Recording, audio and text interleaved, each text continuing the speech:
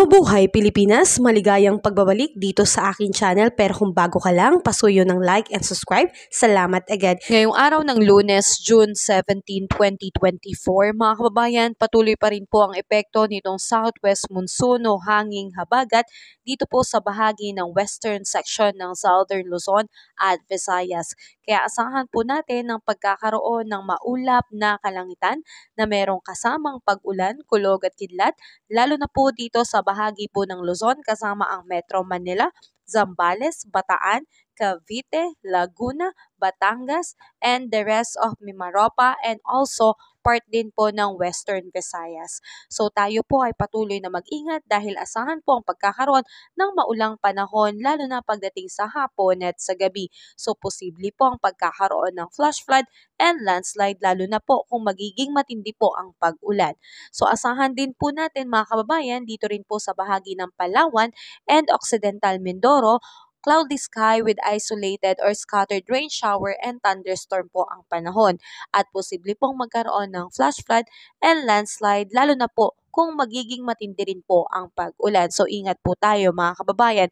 At sa ibang natitirang bahagi ng ating bansa, ano din po dito sa Mindanao, partly cloudy to cloudy sky with isolated rain shower and thunderstorm po. Dulot naman po yan ng mga localized thunderstorm. So ingat po tayo mga kababayan at asahan po natin na ang temperatura po ngayong araw ay maglalaro po sa luwag ng 33 degrees Celsius, Tugigaraw 35 degrees Celsius, Baguio 25 degrees Celsius, Metro Manila 34 degrees Celsius, Tagaytay 32 degrees Celsius at sa Legazpi po ay 34 degrees Celsius.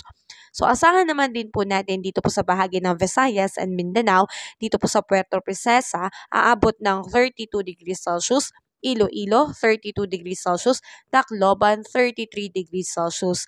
At sa Zamboanga po ay abot ng 32 degrees Celsius. At ganun din po sa Davao ay 33 degrees Celsius naman.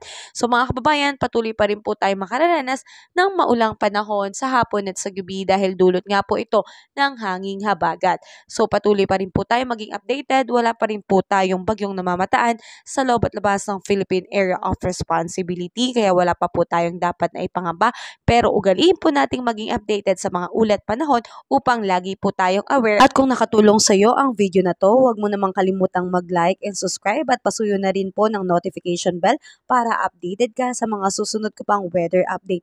Muli maraming salamat, ingat tayo kabayan, God bless po sa lahat.